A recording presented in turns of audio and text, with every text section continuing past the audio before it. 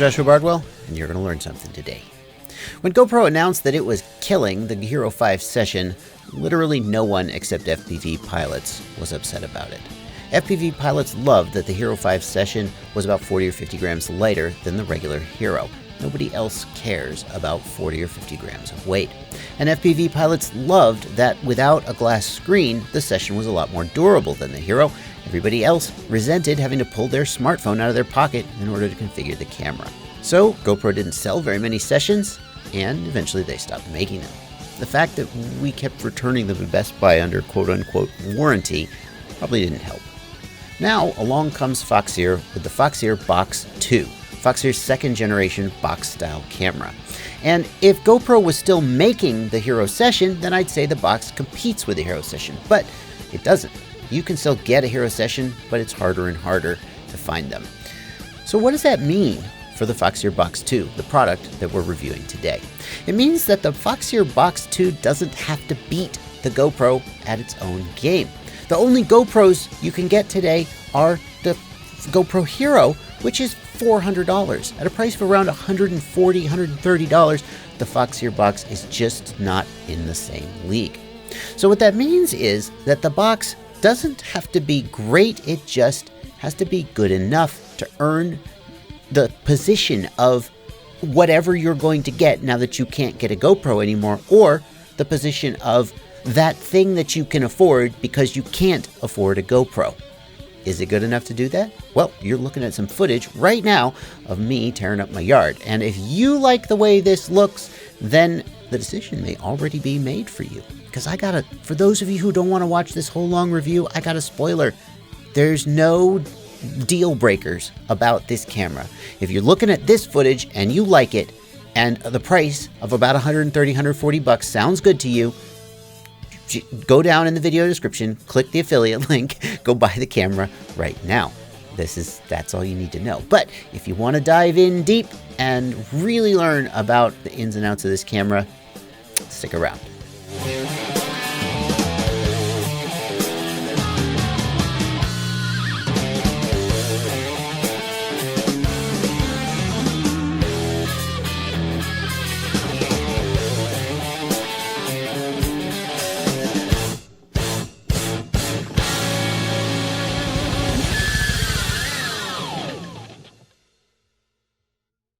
Let me just start this video by saying, if you live in the United States and you're within driving distance of a Best Buy, do not buy any camera anywhere else except Best Buy. Because no matter how good the Foxeer box is and how inexpensive its price is, you cannot beat the Best Buy warranty. You can get a GoPro Hero 7 Black for $400. That's a lot of money, plus $60. And then forevermore, you can get the next one for $60. As long as you can pony up that initial amount of money, you're basically just getting GoPro Hero 7 Blacks for $60. This has turned into a commercial for a Best Buy warranty. But seriously, my goal here is to get you guys to do the best thing with your money. And if you are within the US and have access to a Best Buy, if they sold Foxeers at Best Buy, then I'd say, oh, well, think about whether you want to buy one. But since they don't, you want to buy anything you can from there instead. Moving on. The first thing the Foxeer Box 2 has to do is just meet certain minimum standards for its specifications and its capabilities. And I'm happy to say that it totally does that. If we look at the list of resolutions that it supports, they go all the way down to 720p 240, and in case at 240 frames per second, you can do 1/8 slow-mo at 30 frames per second smoothly. So up to 8x slow-mo. And it goes all the way up to 4K 30. It even has something called Supervision, which is designed to compete with GoPro's SuperView. We'll see in a little bit how that actually stacks up. But there's basically a resolution here for pretty much anything you want to do. 1080p 120 is particularly notable because 1080p is, I think it's the minimum standard for production stuff. And at 120 frames per second, you can get 4x slow-mo. It's pretty cool. It's one of those things you kind of don't know you're missing until you have access to it, and then you just start putting all kinds of Johnny FPV slow-mo in your videos. So the resolutions are great, but the resolutions don't matter if the bitrate is crap. A high resolution, low bitrate video will just look all blocky. And if you ever have noticed how YouTube mangles your FPV videos, then you know what that looks like. Incidentally, I'm uploading this video in 2.7K resolution, 1440 resolution. If you're not watching it in 1440, go down in the lower right-hand corner of the screen, click the gear icon, and switch to 1440 resolution.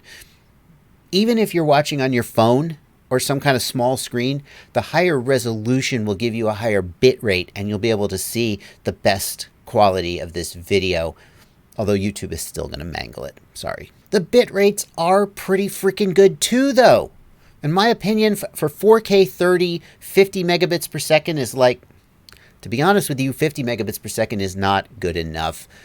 You really need more like 75 or 100 megabits per second for the kind of fast motion that FPV pilots do. And that's why I never shoot 4K FPV on a Hero session. If you've got a Hero 7 Black or a Hero 6 Black, you can shoot 4K with acceptable bit rate. I don't know, maybe I don't actually know that bit rate off the top of my head, but the results are pretty good. 2.7K 30, 60 megabits per second. To me, that's the sweet spot for this camera, my opinion. 2.7K, it's the same bit rate as 4K, but half the resolution. So basically more bits per pixel, and that's going to give you excellent results. What else has this camera got going for it? It has, oh my god, replaceable covers. That's right. When you crack the front cover, you're not just out of luck. You could just buy this $9 1mm replacement cover, or you can actually get ND8 and ND16 filters, not stick-on filters. No. They actually screw on. You just take these screws out and replace the front cover. It's fantastic. And it even comes with a little Torx driver to help you take that thing off. Amazing. Love it. They're really thinking of the FPV pilot here. One of the most important characteristics of an HD camera for FPV is the field of view. FPV requires, in my opinion, it looks best when FPV has a wide field of view, so you can really get a sense of just the scenery rushing past you. You can get a sense of peripheral vision and so forth. That's not always true for FPV cameras, which control what you see when you fly, but for what you see when you're like showing it to your mom or your girlfriend or all your YouTube fans, wide field of view really matters. And that's why I'm focusing in this video almost exclusively on the wide and the super view modes of the Foxeer box. It's got a medium and narrow field of view. And if you're ever going to use the Foxeer box like on the bench, if you're going to use it just for general videography, you might use those. But for flying FPV, the widest field of view is the only one that really matters. And we'll start here in 1080p 30. You can see right up here, if you ever lose track, I've named each of the clips with the resolution. You can also see over here on the left which one I've got selected. And what I want you to notice is, see how these lines on the grid, these two outer lines are not at the corners of the screen, and the next line out is past the corner of the screen. This is one of the field of views that the camera supports, and it is the wider of the horizontal field of views. The other thing I want you to see is that you cannot see this blue line in the center of the image. It goes off the center of the image, right? And you can only see 1, 2, 3 rows of my little toolkit here. You can't see the full 4th row. This is the smaller of the vertical field of views. So what we've got here is a wide horizontal field of view and a smaller vertical field of view. And that field of view is shared by 1080-30, 1080-60, 1080-120, and 2.5K 30. And I'm actually never heard of 2.5K resolution, but it's 2560 by 1440. You usually hear about 2.7K. Now the next field of view that the camera supports is its Super View field of view. And we got to talk about Super View for a minute, because Super View is actually patented by GoPro. And what Super View is, you know what? Hang on. This video by Mick Bergsma is one of the best explanations of what Super View is that I've ever seen. It's only 3 minutes long. I could take a lesson from Mick. There's a link to his channel down in the video description and this video. Thank you, Mick, for making this. What you see here on the left is a 1440 square image and a 1080 widescreen image. And basically what the GoPro is doing is chopping off the top and bottom of the 1440 image to make a widescreen 16:9 image. What SuperView does is smushes those things together to give, it basically uses the whole 1440 image, but instead of making it square, it stretches it so it's widescreen. Now, that may not, what's patentable about that? Well, it's actually a non-linear stretch. So what you can see here on mixed video, that in the center of the image, his body looks like it's the right proportion. And it's almost, you can't tell because of the fisheye of the camera. Here out at the edge of the lens, it's being stretched. And that produces a large vertical field of view in a widescreen image with very little visible distortion, especially given the fisheye of the lens. And that's patented, and nobody else can do it. Not even Foxeer. So what is Foxeer doing when they say that they do SuperView? Let's take a look. If we look at the 2.7K 30 resolution, the field of view is the same horizontally as the previous field of view that we saw. If you take a look here, you can just see the soldering iron here and just see the roll of tape here. If we go back to 1080/30, I actually had to study this really carefully because like you can just barely not see the soldering iron here, but I think the camera is just slightly cocked to the right. You can see just a little bit more of the roll of tape. The horizontal field of view for these two resolutions is the same, but look at the vertical field of view. When we're in 2.7K 30 resolution, we can see a lot more up and a lot more down. This line here was being sliced off in the 1080/30 field of view.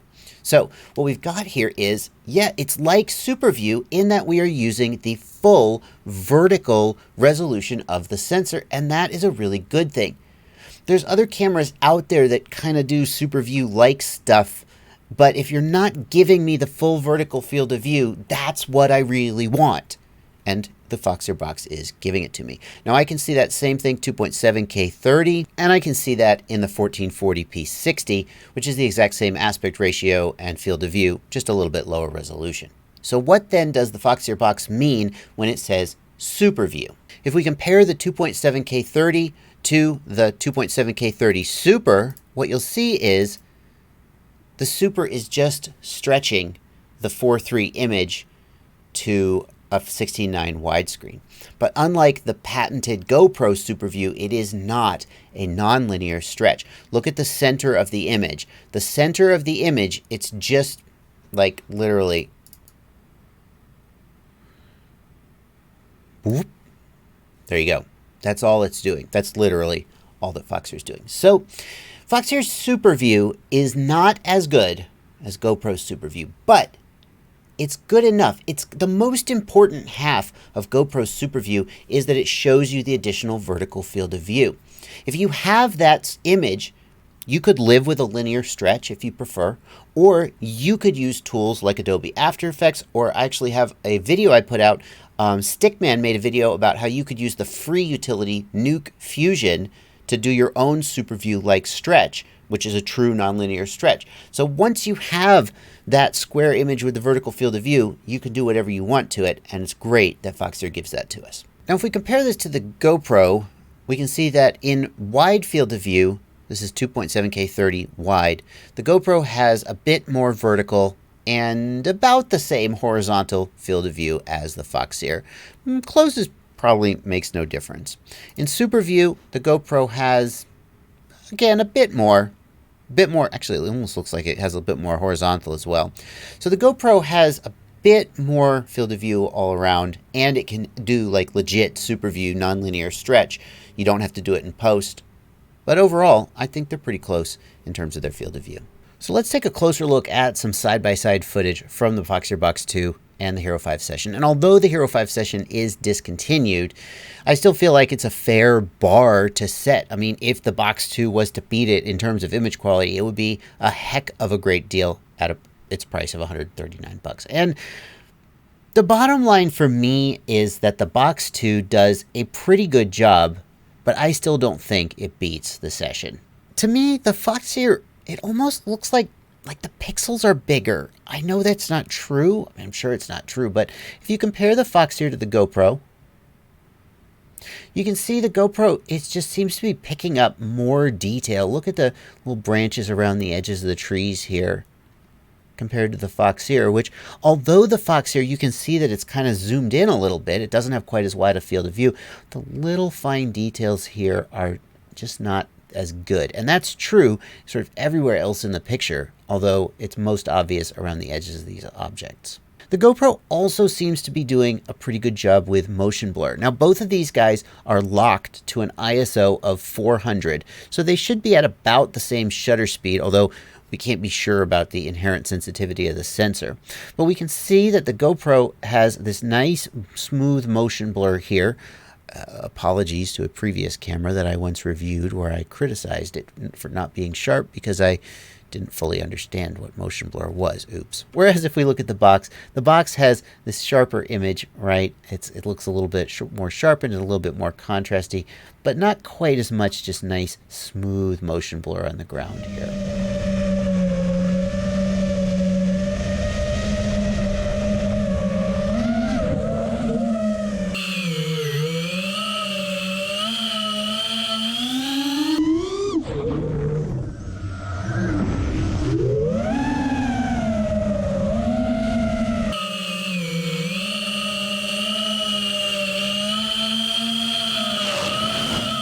In case you're wondering, yes, that is what the audio from the Foxeer box sounds like. And GoPro has always, I don't know how they do it, but they make quadcopter motors sound good, and they just kill the wind noise. It's probably patented. But the box is doing about as good as I've ever heard anybody except GoPro at making it tolerable, but it's not great. It's not terrible. It's not the worst I've ever heard.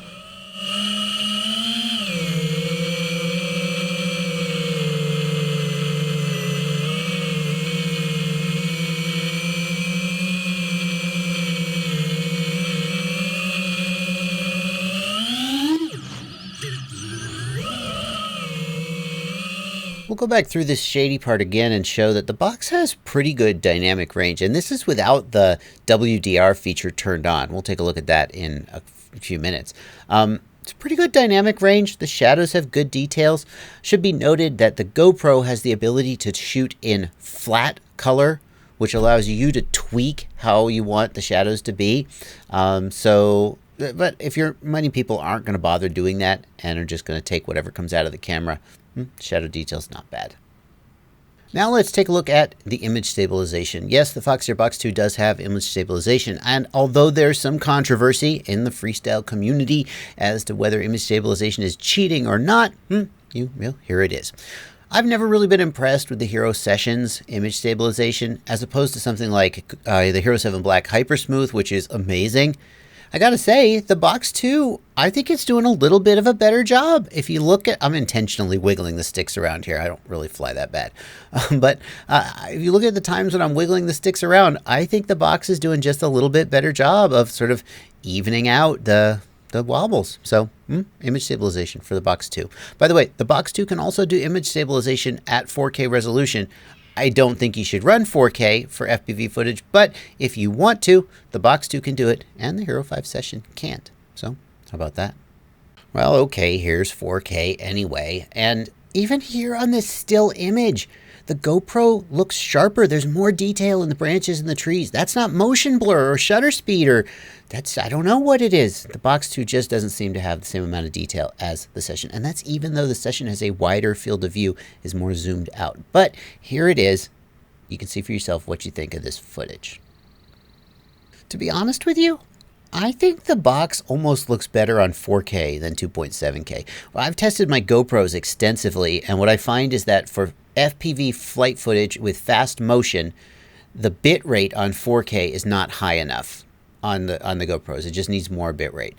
So turning the GoPro down to 2.7K means that even though you're at lower resolution, the higher effective bit rate means you get better results.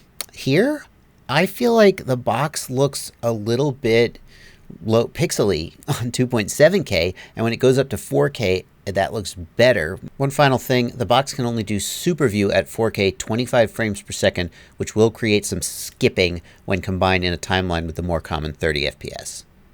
As far as battery life goes, I was able to record for 1 hour 27 minutes on a full charge at 2.7K SuperView resolution with Wi-Fi turned off.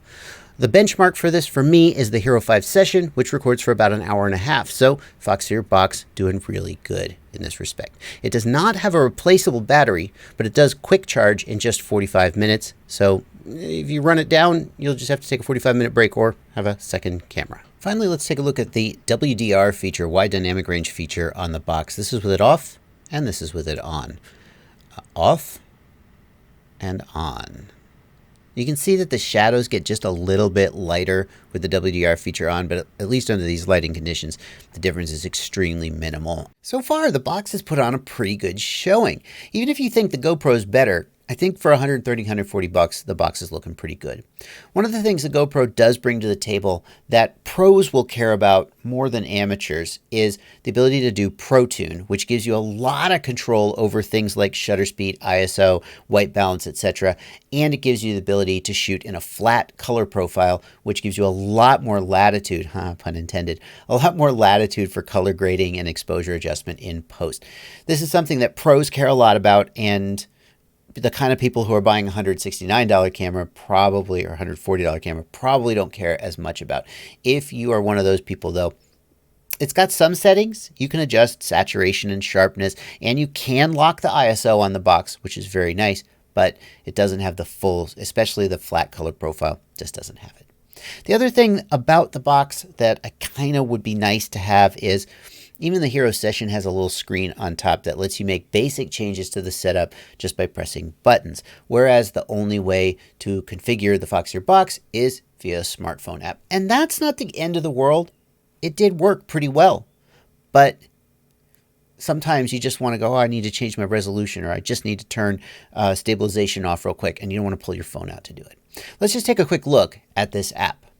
First thing you need to know is that there are two Foxeer apps in at least the Android App Store. You need the Foxeer HD app, not the Foxeer app for the Box 2 camera. The Foxeer app is for older cameras and will not work with the Box 2. Ask me how I know. You get to the app by turning the camera on, press the power button for 3 seconds. The LED will be red, Wi-Fi is off. You'll then press the record button for 3 seconds. The LED will go yellow. The LED is blinking yellow when it is not connected and Wi-Fi is on. The box Wi-Fi network will appear in your phone. You'll connect to that. The yellow LED will go solid and you're good to go.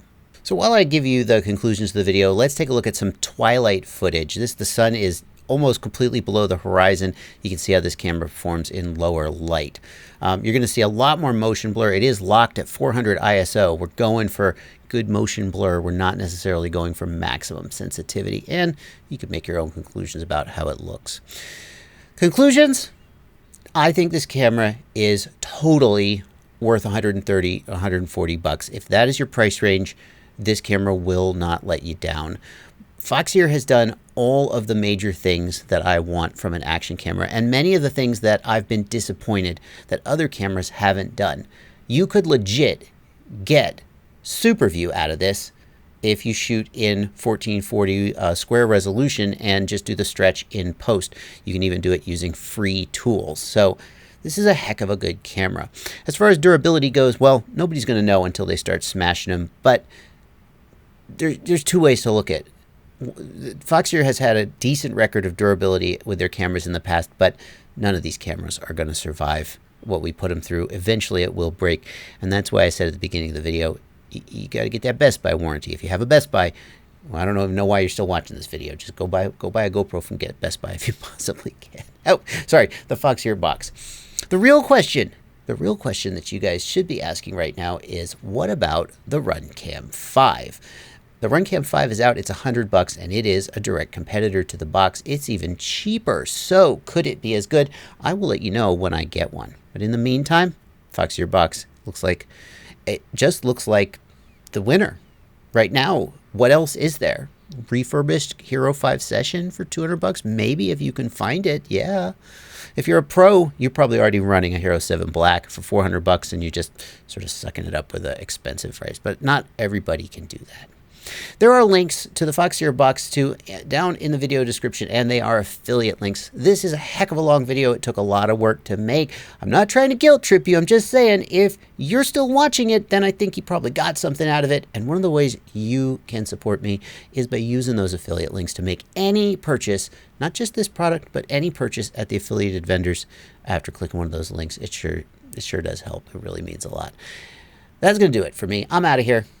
Thanks for watching the video. This was a heck of a lot of fun to make. I'm super happy to see a budget action cam for FPV on the market that is finally worth a darn. No offense to anybody who came before, but other than GoPro, there just really wasn't anybody who was kind of even worth having, in my opinion. And now there is. Yay. That's going to do it for this video. Thanks for watching. Happy flying.